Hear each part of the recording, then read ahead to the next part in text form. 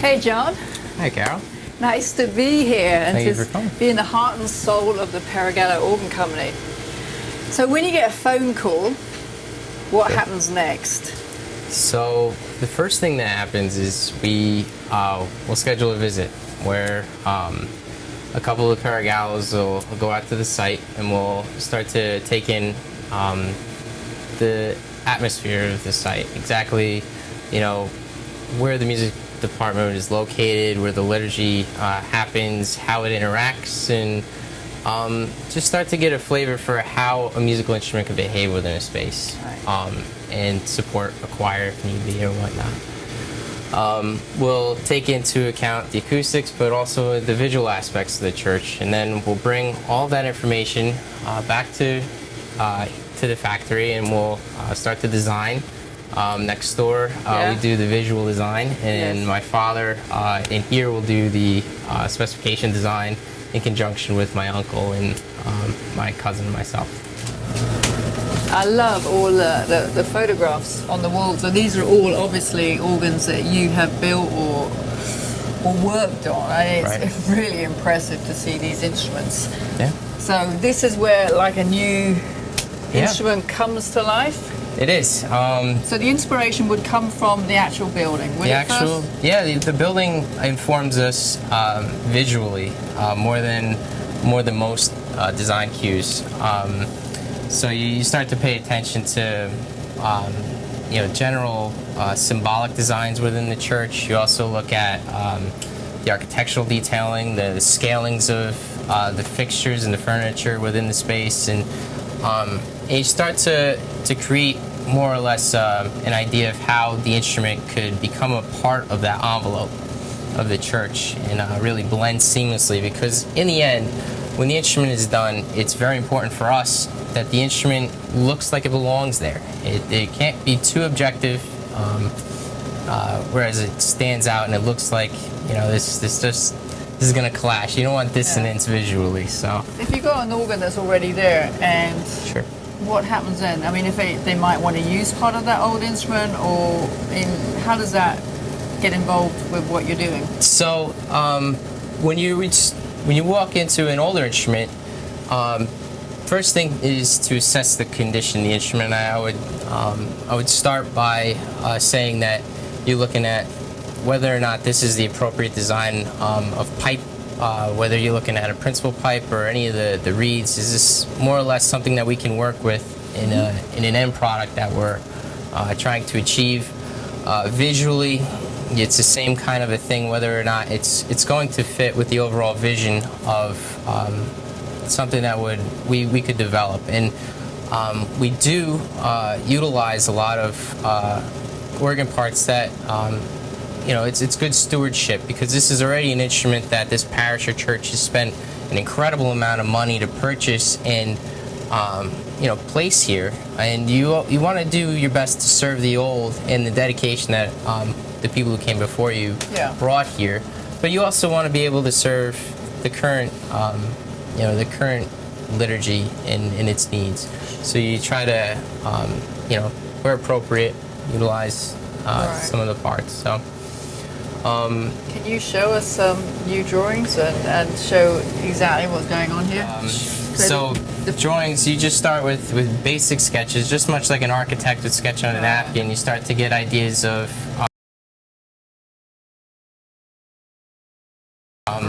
how a pipe organ would fit an 8-foot, and it's very rough at first, and then it starts to develop more and more into hand rendering, which we still do a tremendous amount of. And there's a lot of learning that goes on when you're designing by hand. And my uncle, who's this is done literally by hand. Literally by hand. This they is still do it. This is not a computer program. No, it's not a computer drawing. That's pretty amazing. That's beautiful. And so for every facade we do, we build a drawing much like this one for the parish to consider. And most times it comes out great. We do a lot of iterations over the course of the design process to really try to hit the nail on the head. So when we present it to the client, they're happy with it. This was a is a brand new organ case, right? So Correct. it's not incorporating an old case. No, it's not incorporating an old case. And actually, no, I'm mistaken. There is it's not a pipe organ case, but they had a Reredos in the church that they're renovating the church to be brand new on the inside of it, and they're expanding the sanctuary tremendously. And there was a Reredos that was developed a long time ago by the parishioners and a craftsman who was part of the parish. And they asked us to integrate some components of that into our casework. And so we were to take some of the posts and columns and detail moldings and integrate it into the center section of the casework. So you would take that off the Reredos and then literally put that into the Right, organ. and we're going to integrate it. And when it's all said and done, you won't see a distinction between the old and the new. It'll all look uniformly as if we're going to work hard to make sure the wood grains all match up. It's the right, type of woods. The stain looks right and whatnot. Yeah, that looks it's a pretty big organ, but Right. Yeah, this is actually quite a. three manual. It's a three manual. Yeah. I believe this one's going to be over 50 ranks when it's done. So That's pretty big. it's. And how long does it take from this piece of paper to this piece of paper to getting it in the church and playing? Well, in some instruments you can pull together in a little more than a year, depending on resources, funding, and time scheduling and whatnot. So the Phoenix Cathedral that we're building downstairs, from inception to completion, will be about 2 years, and that's a completely brand new organ. Is that about a good space of time, or was that fast, or was that slow? I mean, I would say for an instrument of that size, it's pretty quick, it's a reasonable average, I'd say, from the time of design, the start of design to the completion of the instrument. The actual fabrication portion of it takes about 6 to 8 months of in the shop time, and then another 2-3 months on site by the time we're done. I guess you get lots of questions coming in from people buying a new instrument, the church people. I mean, Sure. one of them I would think that would come through is, how long is this new instrument going to last us? And that is, it's one of the, you're right, it's one of the first questions that if somebody's going to invest in an instrument that costs as much as the pipe organ does, it needs to last. And the instruments that we build, we like to think that they're going to last through generations. And so we speak generationally when we say this instrument's going to last the life of the church, or it's going to be 2-3 generations in. We're talking about, we like to think that our instruments are going to last somewhere in the range of 50 or more years. I'm sure they do. We even, we personally back our instruments with 10 years of no worries once they're done. So they're like, as soon as they get it, like with a car, they get a 10-year you get warranty. a warranty, and it's okay with us because we've been doing it long enough where we know it's going to last. We use the materials that are going to last, and it's. You've got instruments stretched all over the country, I'm sure. Right? Yeah, we're getting there, and it's it's one of those industries where you build for the next generation. From this stage, it looks beautiful. What happens next? So we'll present this and we'll go forward on funding, and if we once we get to the point where they're comfortable moving forward on construction, then these drawings will get taken into more of a formal engineering drawing, and then we'll start to break those drawings down into parts and pieces, and we'll send them downstairs onto the cut sheets for our guys to start milling. All of the specification drawings start to get turned into engineering drawings for the electrical end of things, which is a little bit of a part of the process that doesn't necessarily it's not that visual. All right, let's go down to the next step and see what's going on building the organ. Sure. So this is the cathedral organ for the Cathedral of St. Simon and Jude in Phoenix, Arizona. At this stage, we're about 3/4 of the way through construction before we deliver to the site. Right now, you can see in the distance, my cousin Anthony is racking in all the pipework into the wind chests to make sure that they're level and plumb, and also that they have a secure fit to the toe board where the air enters the toe of the pipe. This casework will be erected in a matter of a couple days. We're going to be putting those posts in the facade on the organ once the interior of the organ is really constructed and finished. And then from there, we're going to be doing all the behind the scenes engineering of putting the winding system together, the electronics together, and really getting the thing to go from just being an object in the room to being a living, breathing instrument. So from upstairs, looking at the drawing, we come down here. What goes on next? The next step is my uncle and cousin will take those drawings that we develop upstairs and break them down into their pieces and parts. You'll take each frame and you'll break it into each individual piece, and these guys will take the rough lumber off the rack, which has been sitting there for a few months, drying out, and so that it doesn't twist or bind on you over time. What type of wood do you use? I mean, what type of wood is this? We use a variety of different woods. For most construction purposes, we use a lot of poplar, but we also use oak, mahogany, cherry. It all depends on just, the furnishings for the facade, but moreover, what type of a sound you're trying to accumulate within the chamber. So once they mill the wood, which is in a really rough, raw form, they'll bring it to, what you see Palaio over here is actually starting to plane down the wood to make it into a dimensional form. And once it's dimensional, you can start to put it together and make the frames to glue them together. And then from there, the frames get brought into the erecting part of the shop, where we will start to put the organ together in its visual form. Can we see what he's doing? Sure, yeah. So you have to be careful when you're putting it through which direction you put it in, because if you put it in backwards, it'll start to chip. And so you have to watch the wood grain every time. One of the most important things that we do when it comes to wind chest design is the toe boards. In the history of pipe organs, toe boards are the key to making sure the instrument lasts a long time. And you have to make sure that they're straight and that the pipes sit on them properly and there's no leaking. And so, yeah, this is one of the toe boards. But underneath here, this is special laminated plywood that is specially built for us. And it's specially pressed for us so that there's no voids within the material. And so as the air travels through, it can't escape through all the veins of the wood to create leaks. And in time, it also needs to be stable and be able to endure varying humidity. So we've calibrated all the pipes at this stage to know exactly the diameter of the toe and the diameter of where it's going to sit within its supporting rack. Right here, Paul is actually drilling out the racks that hold the pipes to be plumb. And so there's about 15 to 20 different drill sizes on any given toe board that he's got to go through over time. And then once he's completed, we'll go back in the other shop and we'll actually fit the pipes onto the actual chests they're going to reside within. Okay, so after the rack boards are properly drilled out for sizes, they're brought into the fabrication room, which we then take each set of pipes and rack them in the chest in the position that they will be in the instrument. So right now we're working in the swell division, and this is the flute traversier, which is a harmonic flute pipe.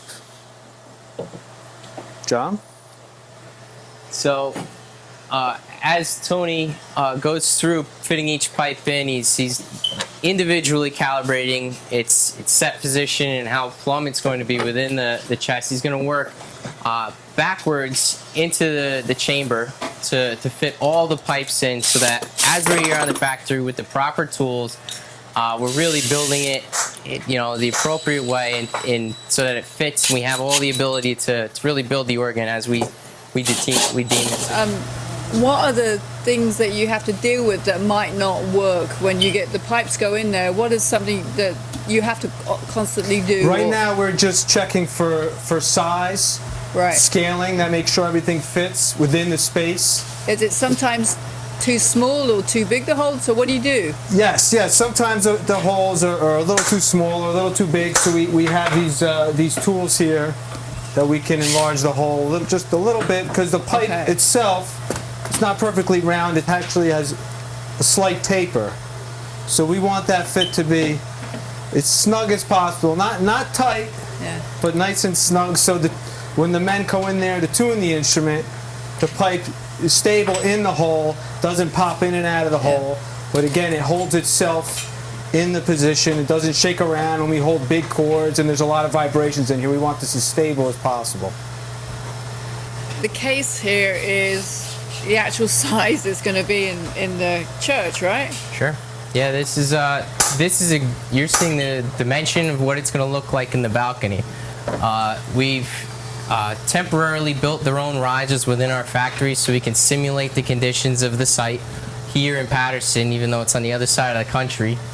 And we've built the case to fit as it would be in their balcony. We've even shifted things around to really fit to the point where it's, like I said upstairs, going to be seamless within their architecture. And so within the casework design, you can make the chambers wider or thinner, and you could shift it so that the pipes stagger, and there's all these things that we can do within the design to fit it to the actual space, but we can also have the number of ranks and the amount of sound that we're looking for that space. So there's some parameters and some rules, but Will this be playable? Would I be able to sit down and play it from the actual console that's going to be in the church? Yeah, we're gonna probably have this thing playable by, I'd say, the last week of September sometime. So I mean, it's coming up quick, but we're working hard to make the delivery date. I guess one question a lot of people would have is, how do you get all this down to where it's going? So another area of expertise for Anthony is in moving organs, and this is something that we've been doing our entire lives, and it's right now we're prefabricating everything in here, and I'll let him tell you what we do next. Right, so I know it looks like a lot, and it is a lot of organ parts, but each part comes apart with its own stamp and marking. So all these big boxes, chambers, louvers, pipes, everything gets packed up in its own specialized crate with a number and a stamp.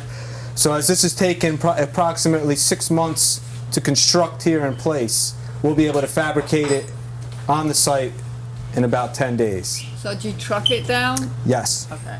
Yeah, so everything will be put on moving trucks. And you all go down there, right? Yeah, we'll take a crew of men, probably about 10 to 12 men, for the construction phase, which will last about 2 weeks, and then we have the voicing phase, which we'll get into in a little bit, which will probably take another 4 or 5 weeks with another crew of 6 men. Yeah, it's a huge project. Must be like Christmas when all this arrives. Yeah, it will be Christmas, wouldn't it? So after Tony's done racking in the pipes, the toe boards come back up, and this is where we fit the actual mechanism to the bottom of the toe boards. Right now, John Zabataki, who's been with us for more than 50 years now, is fitting each individual valve to its proper toe hole. The valves are actually put onto a toe hole which is drilled out more than 8 times by the time it starts as a little tiny pilot hole to the time he puts the valve on. It actually allows the wind, when the valve opens, to travel evenly up through the toe of the pipe.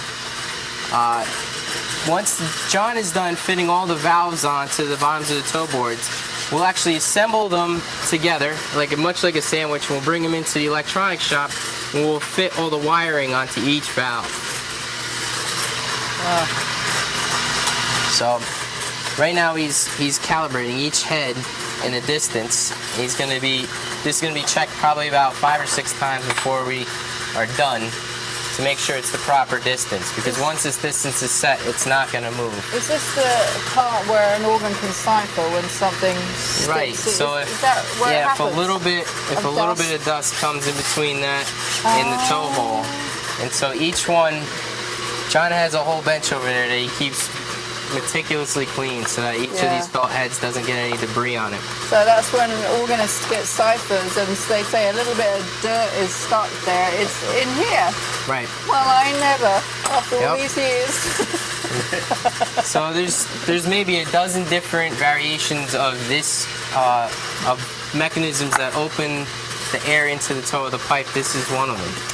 Or the pipe here. And so all it takes is about a little tiny speck of dust to just allow the air to escape around it. And so you got to make sure you have a nice flush surface for these to sit upon. And this will ensure that ciphers don't occur. Okay. But most times ciphers occur because either dirt or the leather starts to fail. This isn't a leather situation in this particular job. They didn't want an organ with leather being the heavy cost if they ever restore it. An organ like this, you only have to re-leather the bellows over time. But the rest of the instrument is pretty durable. There's not a whole lot of wear and tear that it'll come upon. Maybe in 50 years or 100 years, you're going to have to do those stoppers in the back. But that's a minimal cost, only a couple $100. Yeah. And the organ isn't unusable. But when the old organ, all the leather goes bad, you have to take it all apart and you have to rebuild it. So once John is done putting the valves onto the toe boards, the toe boards come in here, and Mark is actually outfitting each of the valves with its electronics. And so he's soldering on each of the individual common wires, and then all the individual valves get their own wire that goes back to the relay, and it's consolidated into a pair of wires the size of my finger, and that gets transferred to the organ console, where it's decoded, and the organist actually controls all of these valves with their 10 fingers and 2 feet. Yeah. That takes a long time, right? Yeah, this process is, Mark is a professional, so he'll be able to turn a chest over in a matter of 3 days. On average, I'd say a chest of one Tony's working on, he can do in about 2 to 3 days. And so in the organ, there's about 13 chests the size of the one Tony's working on, and then there's about maybe 10 smaller chests, much like this chest, which is for the trumpet Shimon. Which are the vertical trumpets that come out horizontal trumpets that come out right at you when you're viewing them. Yeah. Wow. So over here, when all of these valves get connected to a relay that looks much like the one right there, it gets encoded and then brought over to the console where it interacts with another relay. And this is what everybody's more familiar with when they see a pipe organ. They just see the keyboards and these stops that the organist is interacting with, and a lot less of what you see in the other rooms and all the layers that are behind the actual facade of the organ. And so when the organist touches on one of these tablets, he's activating 61 individual speaking pipes that'll play on one of the keyboards of the organ.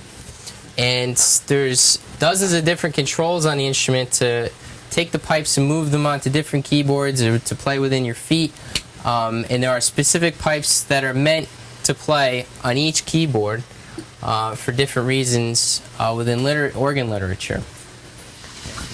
So this is what an organ's brains look like. This is how you control all the pipes between the console and the actual pipe mechanism, or the pipe valve mechanism. And so each of these pins will put out a little voltage signal on DC power to one of those magnets, so you can see behind me, and we'll tell it to open up. As the organist pulls different stops, we'll actually illuminate some of these actions on the side here, and these cards will tell different parts of the instrument to play as the organist depresses the keys. Okay, so we're going to talk a little bit about how a pipe speaks and the voicing of a pipe. So the pipe is made up of the toe, the mouth, the body of the pipe, and then up here is the little tuning sleeve, which adjusts the height of the pipe, which adjusts for tuning. The height adjusts the vibration in the body, makes it longer, shorter. That's how the pitch then can be switched between each note. You can hear the pitch get flatter or sharper. So now for the voicing of the pipe, all the adjustments are done down here at the mouth, where you can see in here, there's just a little slither, which we call a wind sheath, gets created as the air comes in. And as that sheath comes through, passes through the lower lip, hits the upper lip, and that's when the vibration takes place. So there's all these adjustments in here. We can open this lower mouth up. We can close it down. We can add this nicking, they call that, in there. Takes chiff and add chiff to a pipe, just the bite of the pipe. We can adjust the height of this cut up here to get different speech impediments and for different for flute pipes and principals and sorts like that. As you see here, this is a principal pipe, so we have this cut here is a straight cut. And if we had a flute, this would be a little more archy and so on. If we turn here to the bench, you can see here the tool roll. It's much like a lot of dentist tools here. We call it the mouth of the pipe, so we're working with the mouth. So we have all these little fine tools here for nicking and for adjusting the mouth heights and so on, and toe openers that we can open up the bottom toe to allow more air in, or some brattles and cones and such here just to close down. Okay, so the pipe is the same length. The hole makes it an octave higher. Correct. Correct. All right, now that's answered the question because I didn't realize that, and it was, I think, by color. So we can see here as just an example. John holds the D for us. Here. You can hear the pipes sticking out the higher. If we just cover this hole up, the pipe comes a pitch an octave lower. So every harmonic flute rank has got that hole in the pipe, right? Right. It was probably I think it was Kavaikol who invented that. I believe so. He was the one who was famous for his harmonic flutes. We're just wondering how he found that out. Maybe he dropped the pipe and went, oh dear. Whoops. Brilliance is invented in odd But it ways. does produce a very different sound from a 4-foot rank. It's Correct. fascinating. Yeah, it changes a number of different things. The harmonic flutes, we have progressively designed our harmonic flutes with respect to his harmonic flutes. Now, does it depend on the size of the hole, or is that... There's a couple different adjustments you can make. The scale of the pipe, when it's coming down, there's another break in the pipe, we call them, where Tony was saying that the harmonic side is twice as high as the note that is not harmonic. And so when you get to, I believe in this set of pipes, it's a middle C break. Yes. And so at middle C, it'll actually break, and tenor B will be about a foot shorter. And so all of a sudden, the pipe will get skinny, and it'll get really tall. And it'll also have the hole in it to create, much like the orchestral flute, timbre to it. So you hear that windy raspiness like an orchestral flute. Is that hole is that in the middle of the pipe exactly? It's pretty close. It's not in the middle of the actual pipe from toe to top. It'll be from the speaking height of the pipe. So here all the Right. Up there, is it? Right, from the Right, mouth and of the also pipe from all the way the to the dead top. About midway. All right. Thanks. Yeah. In here we got a bath. Yep. Big bath for pipes only. So these will be old pipes, right? yeah, these are the old pipes. So for example, we just took an organ apart that was in a church that had partially burned down, and so the pipes had a tremendous amount of soot on them, and debris had fallen within them, and so we have to take them back here, and we're going to actually give them a nice bath in specific solution depending on the metals. Each metal reacts differently, and we'll polish them up to be almost like new when they're done. Are these old? Are these the ones that have been in the bath? Some of them have, some of them are new pipes, but I can show you some of the old ones that are getting ready to be put in the bath. This is a trumpet that was taken out of an organ, and it has this green oxidization on it that happens over time. And so when we get done with this pipe, it's actually going to have a gray color, much like that one. Okay. To it once they're done polishing it up. Right. The inside of the pipe has an actual moving part called a reed tongue, which vibrates over what we call a shallot. The shallot acts a lot like the roof of your mouth, and when the reed tongue vibrates over it, it creates the tone which travels down the resonator of the pipe, or the bell of the pipe. And this little wire here acts to tune the pipe, and so you hit this wire up and down to make it flatter or sharper.